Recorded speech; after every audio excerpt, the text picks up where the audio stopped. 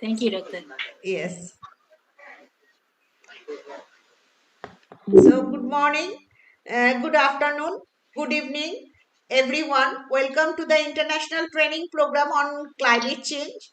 Today is the fourth day of this training program, and I am Dr. Sanghamitra, Adhya, Associate Professor in Geography, Kollani Mohabidhyalaya, India.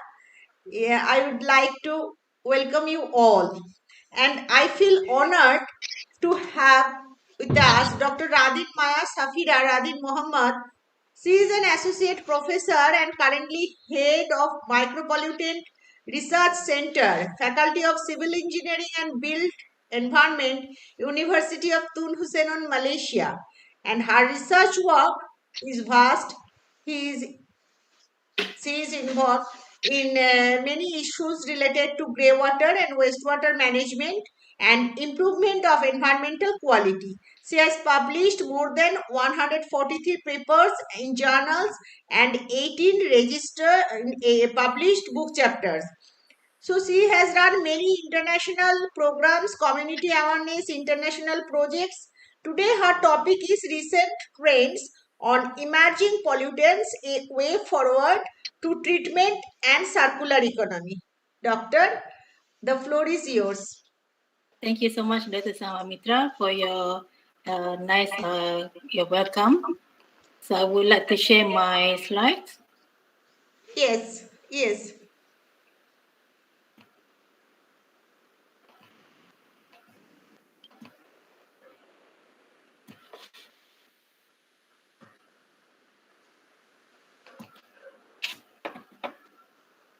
Is it okay now?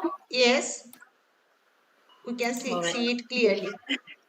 Thank you so much. First of all, I would like to say thank you for the organizer for inviting me to this 1 week training program on the community action against the climate change. And I'm very honored to be with all of you today. So it is around 9:40 in Malaysia. Good morning, good afternoon, good evening, and good night to everyone, everywhere you are. So my name is Radin Maya. Usually my friends call me Maya. So I'm from the Malaysia, University Tun Hussein, Malaysia. And currently is the head of Micropollutant Research Center. And I would like to share with all of you about the topic, which is on the recent trends on emerging pollutant of concern in wastewater and its effect to water supply quality. So what we're going to have on a way forward to treatment, and also how it can benefit to the economy. So basically, this is some photo in my area about the water pollution. So this is very good to discuss on the issues on this wastewater. So I hope that everyone is in a good health. Okay, the current situation about COVID in Malaysia is quite high.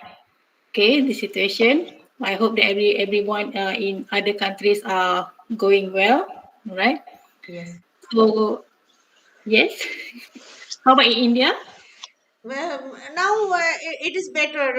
Now our all office, schools, universities, all are open, and people are returning to their previous work, and normal life is starting now. All are Okay. open. Yes, that's good. Just recently, because we are celebrating Chinese New Year, so maybe from this gathering, so there's a slightly high rise on these cases. So, but we are, inshallah, we will be going track to be like normal, like before. So this is the locations of our university. University Tun Hussein of Malaysia is a public university in Malaysia. So we are in the southern part of Malaysia, in here, quite near to Singapore, around 2 hours drive. And this is the location from the nearest airport. Okay, so this is the locations of this university, and this is the biggest library, I think, in the Southeast Asia. So you are much welcome to come when the borders are open to all the visitors. Okay, so this is the outlines of the presentation and sharing for today. So first of all, I would like to discuss on what is emerging pollutant of concern, and then what are the sources, the effects, and then the main parameters of emerging pollutants of concerns and its concern on environment, some of the treatments. I will share also some of these our approach on how to treat these emerging pollutants in terms of the circular economy, because now we are talking about how we can, from the waste, how we can convert it into the something beneficial to the economy, to enhance the socio-economy as well. Okay, especially through the recycling, and then what is the trend of the emerging pollutants currently, the standards, okay, in Malaysia and also the global, and opportunities that we can have from these emerging pollutants, and also some roles of this. Currently, we are talking about IR 4.0, Internet of Things, and how we can enhance the emerging pollutant assessment. And then I will conclude and give some suggestion. Okay, without further ado, I think I can start now. So what is the emerging pollutant of concern? Right. So this is something we are familiar with the pollutants, especially in the water, in terms of water quality, for example, BOD, right? DO, COD. But with micro levels, or maybe it is very small sizes, it's very stable. Okay, we call it as a very persistent. It's very difficult for us to degrade, okay, in the water or in the ecosystem. So this is the emerging pollutant that we are always overlook. Okay? So it includes some synthetic or naturally occurring chemicals such as pharmaceuticals from our personal care products. Me as a woman would like to use shampoos, okay, body shampoos, some cosmetics, right? And this is going to be disposed of in our water resources, and it comes along with our wastewater disposal, and it becomes accumulated in times, okay, in the water system.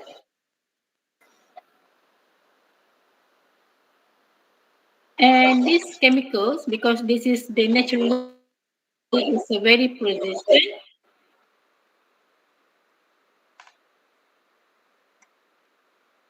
it's very difficult to remove via conventional treatment. Okay, so we must have additional advanced treatment to do that. And many of these emerging pollutants, they are not even being listed in the regulations, okay? As stand under national or international legislation.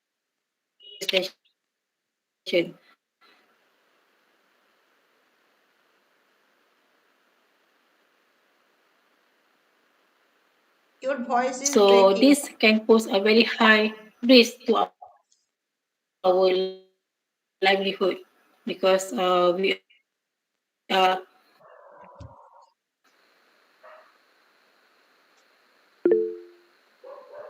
human,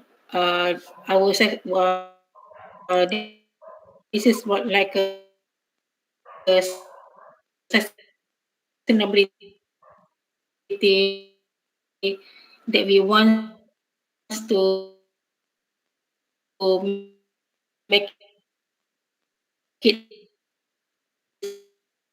sustain over the long period.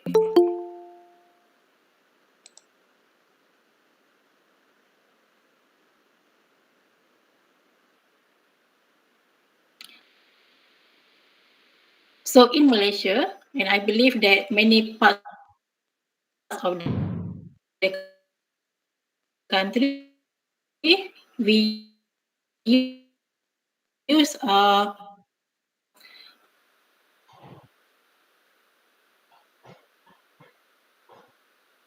water from river as our main water supply. Okay, as you can see from here, okay, we have like this urban area.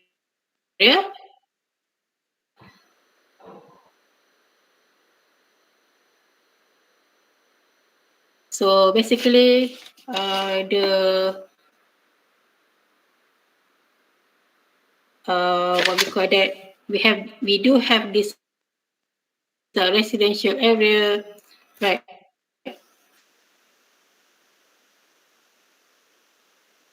Sorry,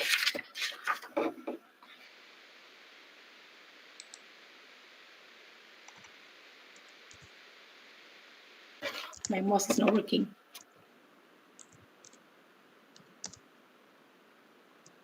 It's okay.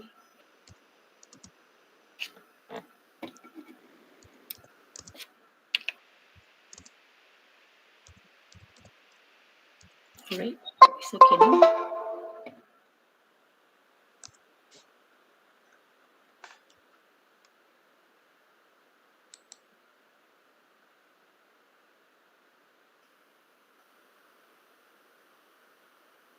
Okay, and we have this pharmaceutical.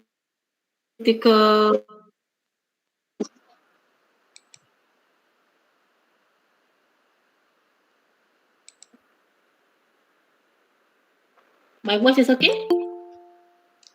Yes, now it is okay.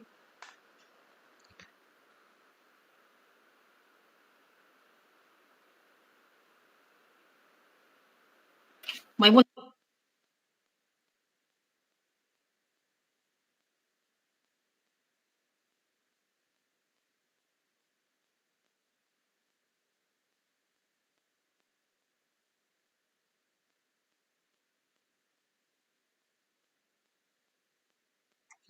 Please, dear friends, please wait a few minutes because her voice was breaking and she will rejoin.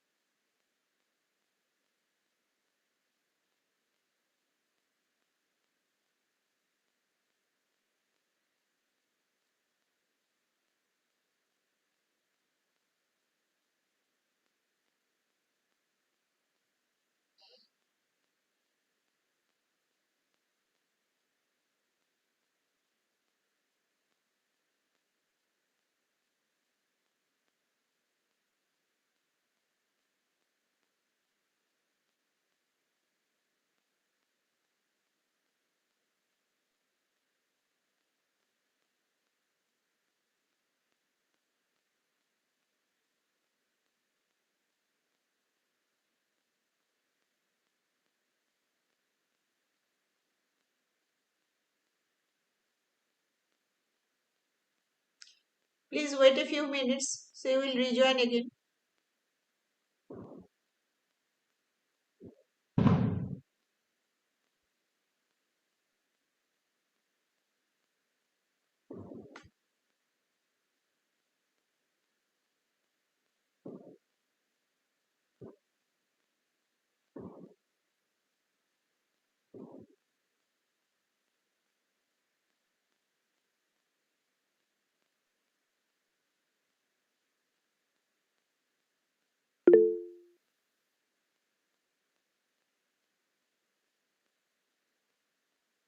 Yes, dear friends, please wait a few minutes.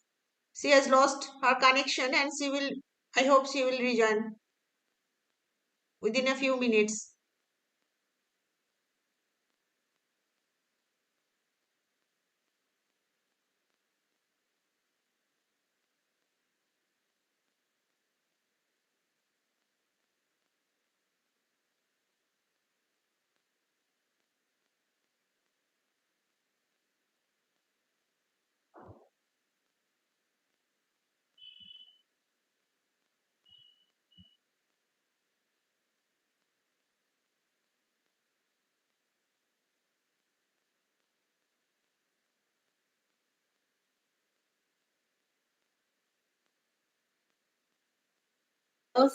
the ecological effect can give toxicity to the plants, to the fish, to the earthworm and bacteria. So it can give effects on the, for example, cytotoxicity, oxidative stress, Doctor? and so on, right? Yes. Yes?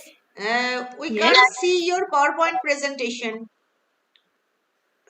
Okay.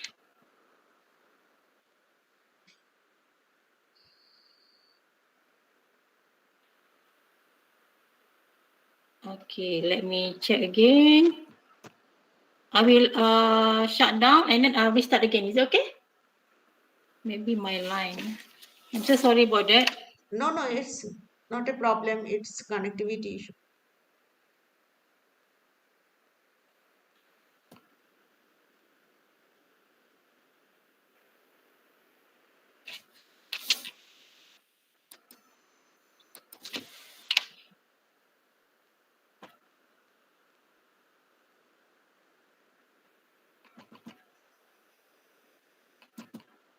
Hang on, yeah. Give me 1 minute. Okay, I try no to problem. fix it. Okay, no problem.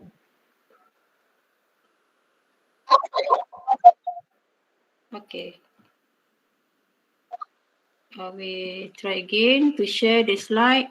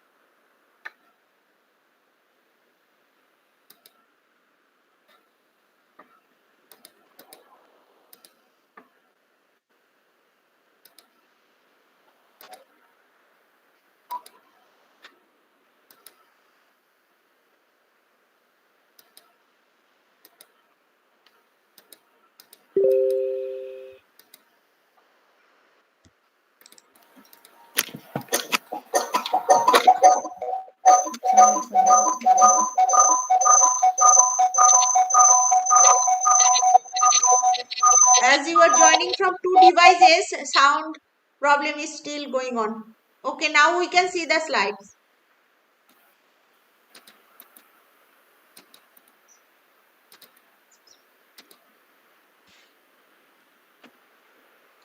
Yes, we can see it now.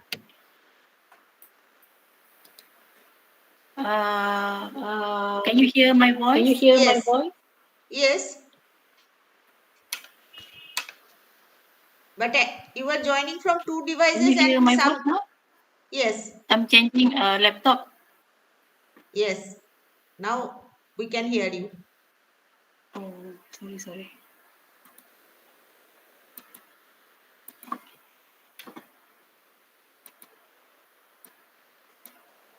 Is it okay now? Yes. You hear my voice, right? Yes. Okay. So I'm changing my laptop now to another one. Okay.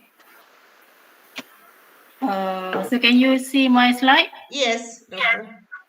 Okay, I think it's better for me to use this laptop then. I'm until which one? This one?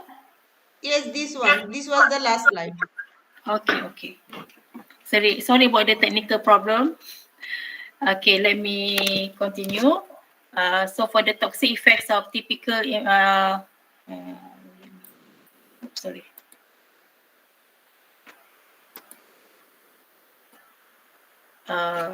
Okay, so the toxic effects of typical emerging pollutants in the environment, it may come from the many sources like engineered nanoparticles that can give toxicity in plants, earthworm, bacteria, and so on. So in terms of the human health, it can give a cytotoxicity, some oxidative stress to our human health. So many these medical terms, right? And these endocrine disruptors can be toxic to wildlife, also the human, can give some sexually deforming neuroendocrine system, some diabetes and so on. So as a conclusion, it can give a lot of these health effects. to the human, especially as you can see now. It, cancer illnesses is quite common to us compared to, long time ago.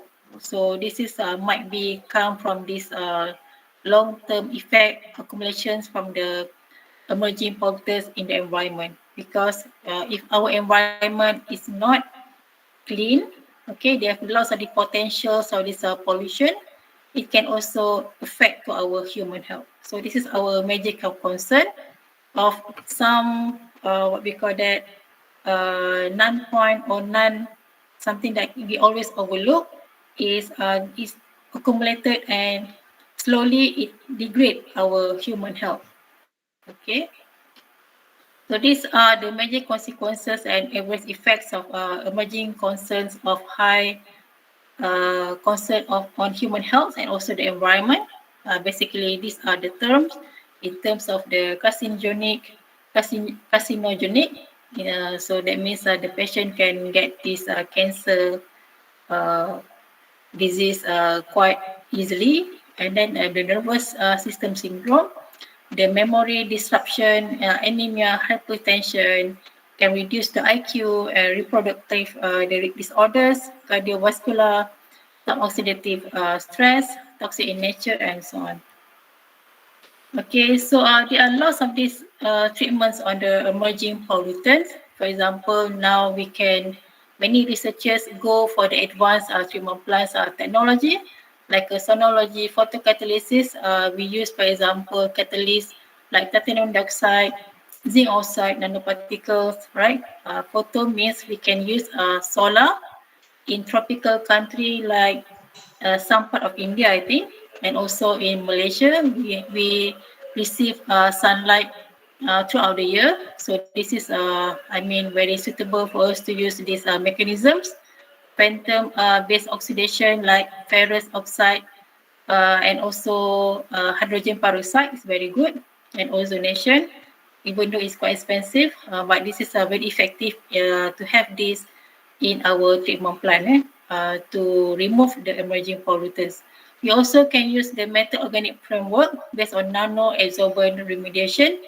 So, and on this one, we can remove some certain of the chemical emerging concern like pharmaceutical and personal care product, especially in the wastewater treatment.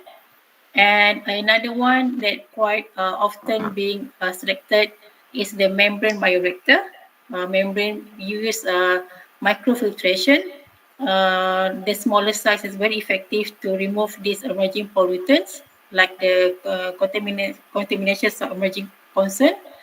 And this is can be installed or performed in the secondary wastewater treatment method for the removal of contaminants. Okay, some overview of the emerging pollutants treatment and management. So this is the treatments of contaminations of emerging concern. For example, we use the UV, oxidants, right, and some of the controlling factors. We also can use the UV with ozone, photophantom, and photocatalysis. So this is examples of how we can control the optimizations of the factors. And this is the mechanism of the graphical illustration of the reaction mechanism for various light-driven process, because we are using the advanced oxidation process. That means we use either UV with hydrogen peroxide because it has lots of this oxygen. It can biodegrade the radicals and the emerging pollutants by using this light wavelength. Is either we can use, for example, UV, or we can use the natural sunlight as well, to biodegrade our emerging pollutants. Okay. So the recent trends of the emerging pollutant study based on the bibliometric analysis, as you can see in here in 2021, last year, there are lots of the study have been conducted in our Scopus database, right? And then as we can see that in Southeast Asian, right, in Asian, we are still, in terms of the numbers of researchers, still low. So For example, Malaysian rank number 7, according what we call that, beside the list of other Asian countries. So we need to have more research on these emerging pollutants because there are lots of these substances and also these concentration. New compounds, for example, come from the manufacturing, from the daily use that might give harmful to our environment and also go to the health. Okay, so this is the keyword that we use for the emerging pollutant study include the antibiotics, sewage, and also the river monitoring, as you can see here, right? So for this emerging pollutant research in US is very extensive with UK and also in Denmark. It's very good, yeah.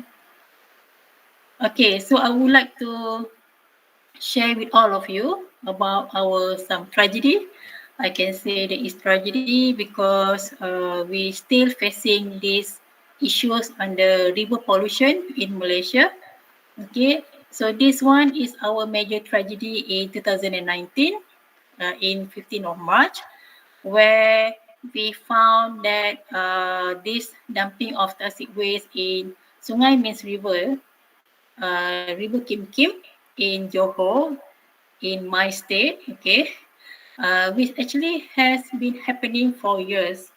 And in this date, okay, many of the, because the location of this river is near to the schools, unfortunately, so there are many of the school children started giving symptoms of vomiting, faint, right, and so on. So around this, this duration, around 4,000 people hospitalized. Okay, around 111 schools are closed. Okay, during that period of rehabilitations. Okay, so this tragedy actually give our government and also all the stakeholders wide what we call that eyes opening on what's happening, what we can do, and how dangerous and how big it is that give a very, one of the major measures that we need to take on how we can handle this situation, okay, in 2019. Okay, in last year, we also facing, due to the rapid urbanization and population growth, we have contributed to these issues on the pollution on water. Okay, and this is our major concern, of course.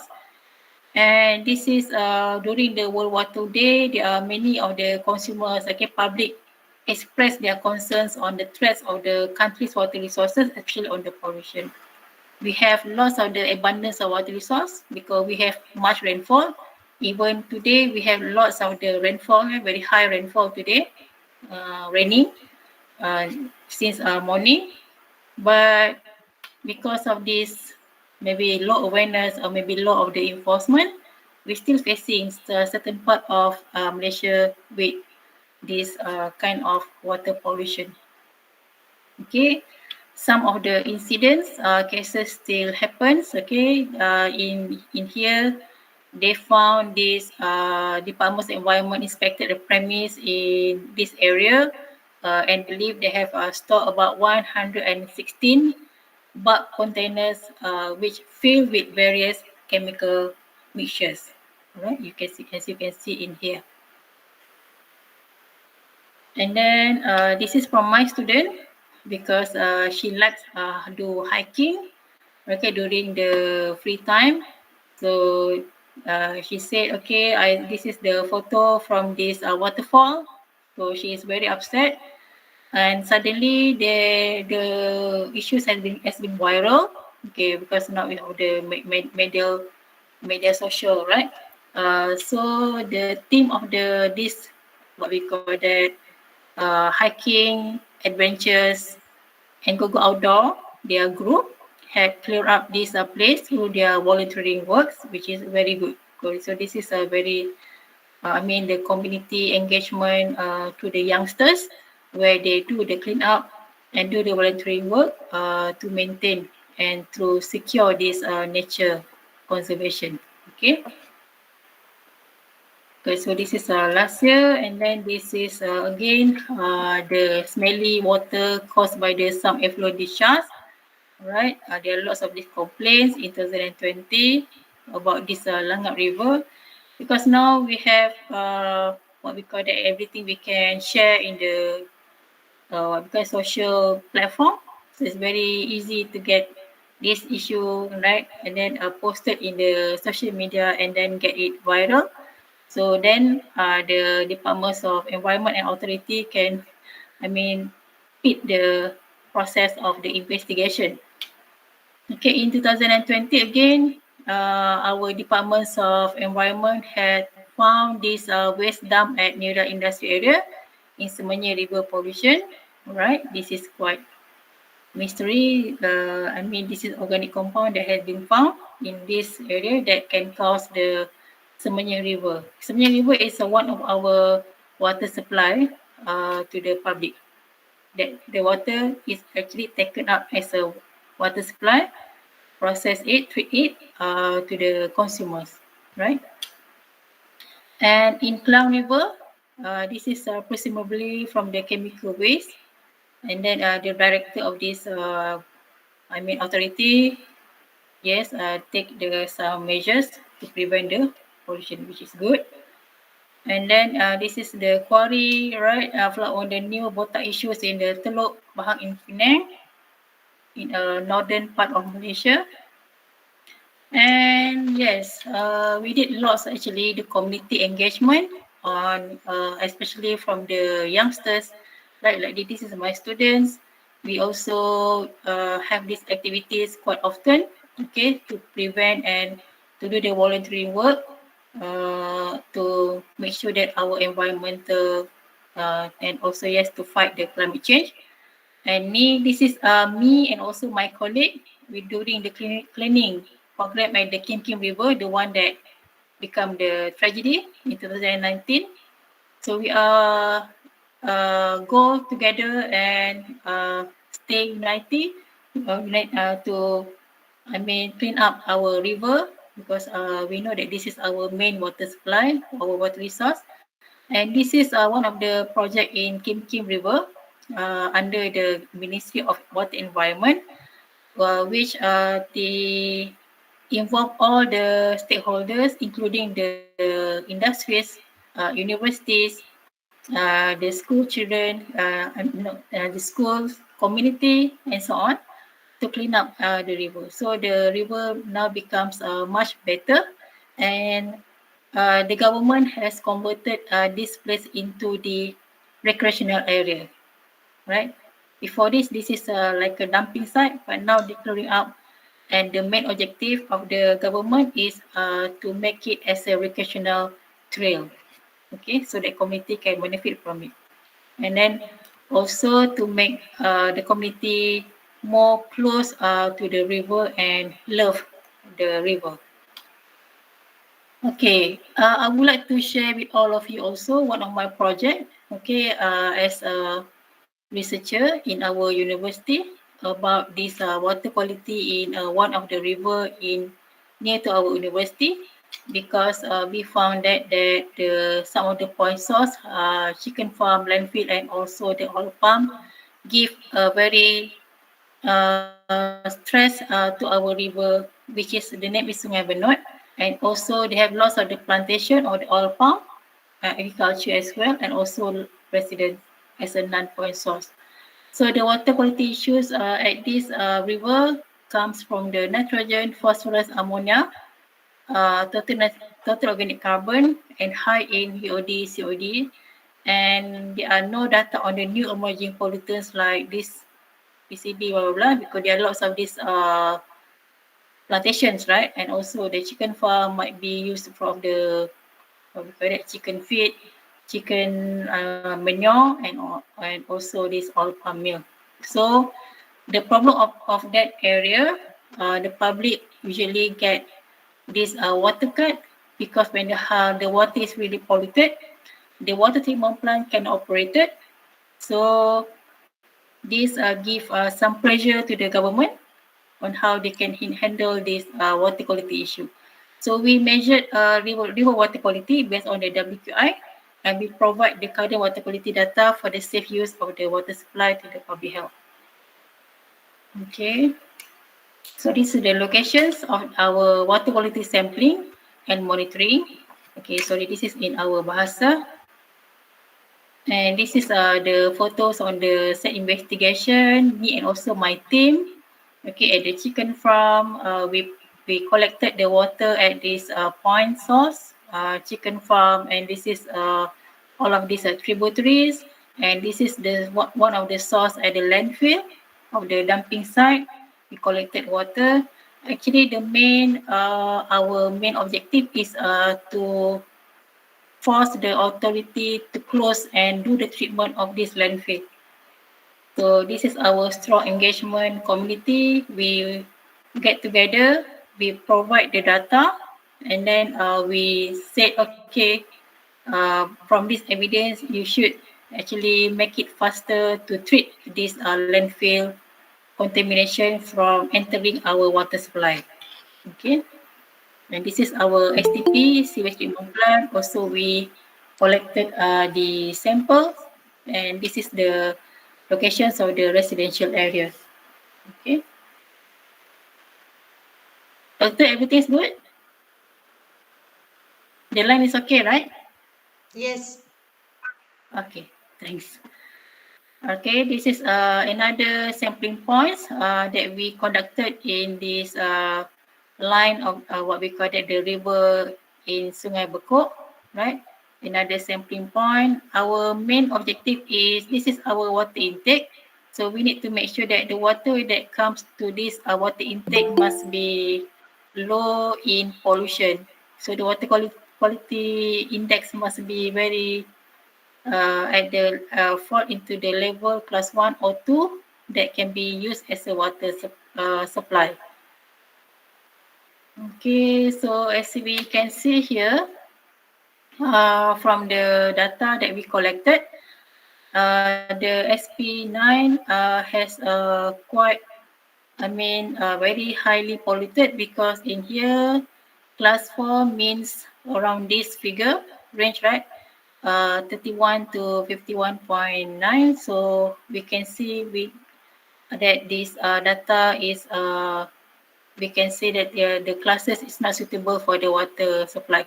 So we urge the authority, okay, to do something, especially to reduce the pollution, and finally it works. Okay, the authority they have this very quick meeting, and then they do the decision on especially on the treatment of the landfill site.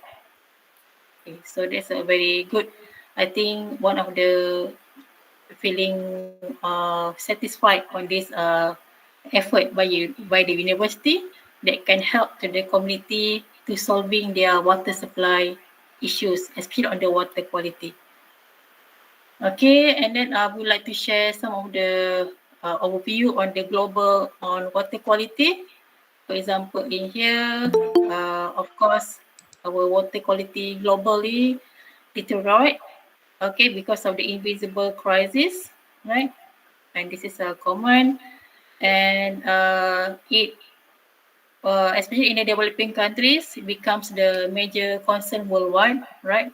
3.2 million children die each year result from the unsafe drinking water and poor sanitation. And as the World Bank said that the bad water quality reduced the future adult earnings by as much as 2% because of this, the water quality crisis can give some effect to the economic growth. Yeah.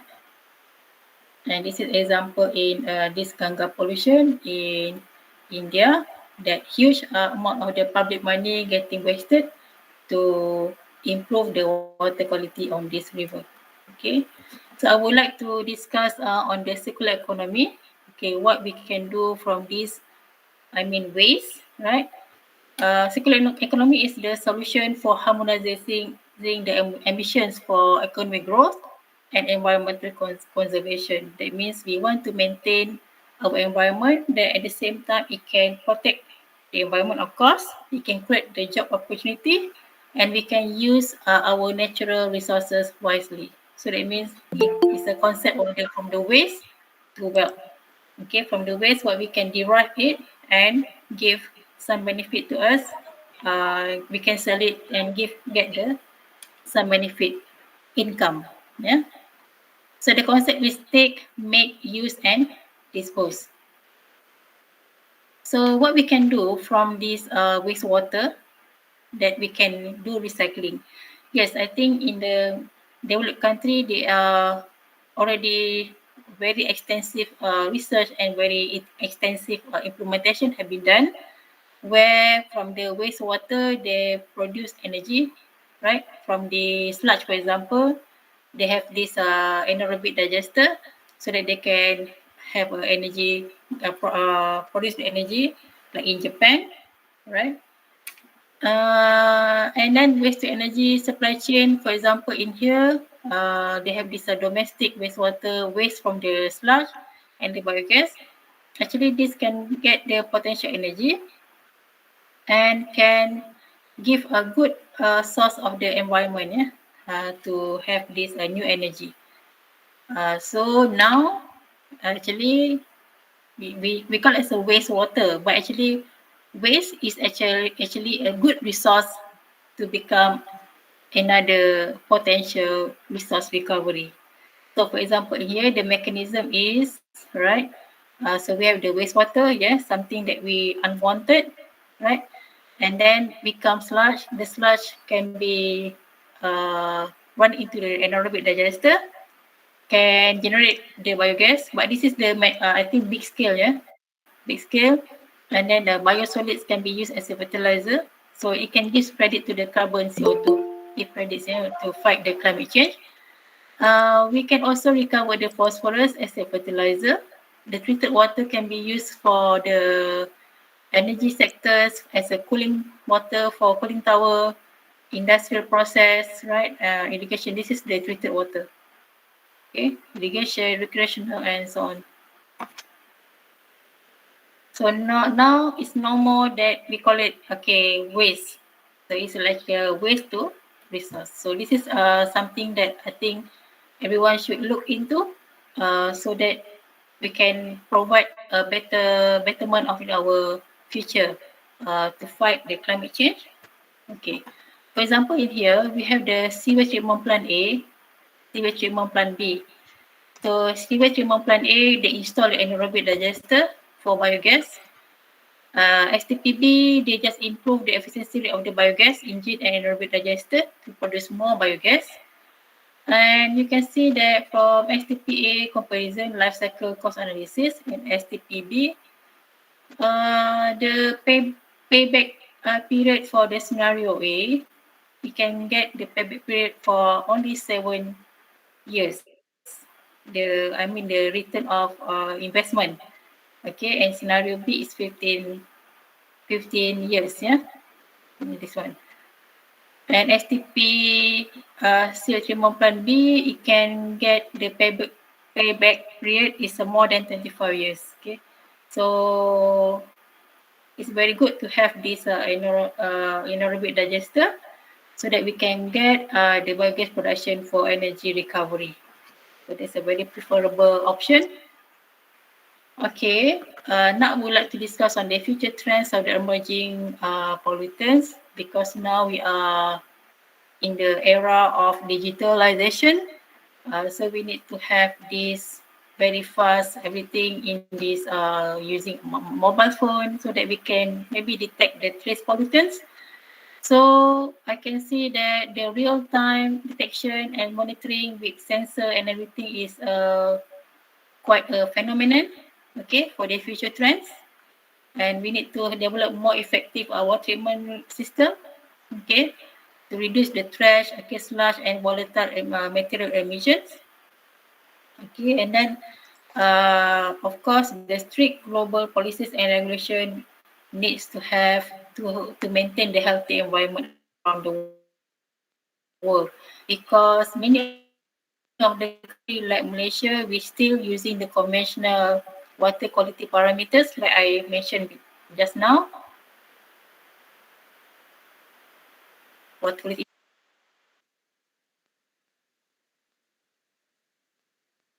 But to make it formal endorsed, it takes times, right? For the parliament to approve and so on, something like that. So the standard of the emerging pollutant in global, no specific policy on the emerging pollutants. In European Union, they have the monitoring emerging pollutant as a conglomerate. In US, they have these issues on the guidelines on the water quality to better conserve aquatic life forms from pollution, and global action plans on the antimicrobial resistance to reduce the overuse of antimicrobial drugs. So they have a lot of this global action plan to use this antimicrobial resistance. That means the antibiotic is no longer being effective. Yeah. Okay. In Malaysia, standard of emerging pollutants, we have graphed it in the transforming in the water sector, National 6 Integrated Water Resources Management Plan. So the current status and recommendations on integrated water resources management in Malaysia. So because we realize that this is very important to have, to include the emerging pollutants in our criteria for water quality assessment. And currently, our Environmental Quality Act is under process of the public consultation, but pending for future iterations and approval. So it takes time. I hope that maybe this year it will all settle so that we can utilize it. Okay, and then this, as we know that we are in this pandemic era, so they are giving more inclusions of these drugs, right, in these viruses, new viruses coming, and we need to think about what actually happens to our wastewater if it is not treated properly. So that means if it goes into our water supply. Okay, so in a country like Malaysia that use river water as a main water supply, I think we need to take double, triple measures. Okay, so technically, this robust low-cost technology for virus should be compulsory for the detections of this compound in wastewater. So again, role of the IR 4.0 to enhance the emerging pollutant assessment by using the smart sensors is very, I think, compulsory, very necessities, I can say. The cyber physical system, okay, to collecting, produce, the planning, and so on is very important for the effective monitoring throughout the manufacturing process. And augmented reality, for example, the depictions of the real prediction is very important. So I think for the new generation, it's very important for us to know this knowledge so that we can have the accurate data and fast information so that the public will aware what's happening to our environment so that we can give secure that about the sustainability. Okay, I think it's not really far from the end. So my suggestion would be we should have this established centralized training center. I would like to congratulate Dr. Sanghamitra for organizing this event to give what we call that more awareness and more knowledge to be discussed with all participants around the world, right? But for this 1 week training, because it's very good, like what we can share, and also from the other perspective, we need to also increase the building capacity, our expertise, our what we have to ensure that these emerging pollutants can be managed properly. The eco-friendly services and greener technology, right? We must impose this concept extensively to decrease the pollution and also the zero waste production. And of course, through the education, is very important for us to make more information on this emerging pollutants, not only the conventional water quality parameter that we should taken care of, but there are lots. Yeah. So as a conclusion, like I said, it's very good to have the more awareness to the public on emerging pollutants, and then implementation of the technology, reuse, wastewater for circular economy is very important. And finally, is our guideline. We must have the very, very proper guideline to monitor these emerging pollutants. So these are the some of the studies from my postgrad students, my students on the emerging pollutant in last year. So I also have this year about 5 articles, okay, ready on press.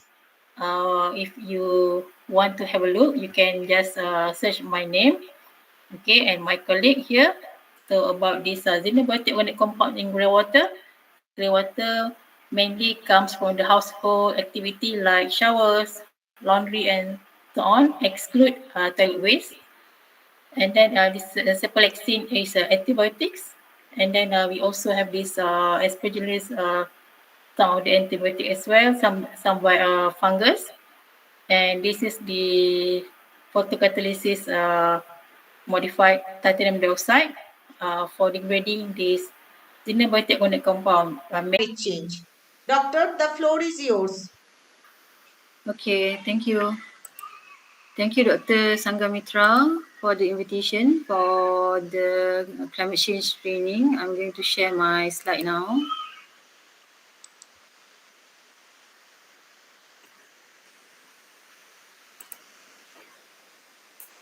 So can you see my slide? Yes, we can see your slides. Okay. Okay, Assalamualaikum warahmatullahi wabarakatuh and a very good evening to everyone. Actually, it's night time here in Malaysia. I'm Eslina Abdul Kadir from University Tun Hussein on Malaysia.